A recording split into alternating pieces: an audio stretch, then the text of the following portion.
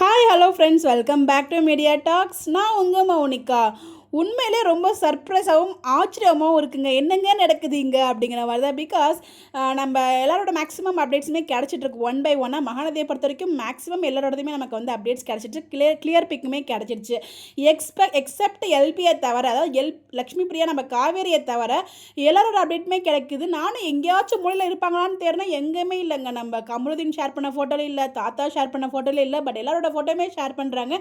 எல்பியோட dress costume மட்டும் ரிவியூலே பண்ண மாட்டாங்க. நம்மளுக்கு அவார்ட் ஃபங்க்ஷனில் லைட்டாக அந்த வீடியோவில் தெரிஞ்சாலும் பட் அந்த கிளாரிட்டி, ரொம்ப clear clarity, crystal clarity pic நமக்கு கிடைக்கல இல்லையா. இப்போ விஜயோட பிக்லாம் நமக்கு கிடச்சிருச்சு. ரிமைனிங் இருக்க நம்ம ஷாத்திகாவோடது, யமுனா, நிவின், குமரன், விஜய், தாத்தா எல்லார் அப்டேட்ஸும் கிடச்சிருச்சு. பட் என்னடா இது எல்பியோடது மட்டும் கிடைக்கல, ஒரே சஸ்பென்ஸாக இருக்குது அப்படிங்கிற மாதிரி தான் இருக்குது.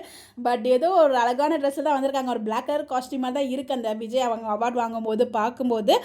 பட் தெரில. ஸோ எங்கேயாச்சும் நானும் யார்கிட்டையாவது கிடைக்குமா நானும் பார்த்துட்ருக்கேன் எல்பியோட காஸ்டியூமு. பட் இப்போ வரைக்கும் ரிவியலே ஆகலைங்க. ரொம்ப ரொம்ப இதாக இருக்குது. எப்பட்றா இப்படிலாம் அப்படிங்கிற மாதிரி தான் ஒரு ஃபீல் இருக்குது. எப்பட்றா அப்படிங்கிற மாதிரி தான்.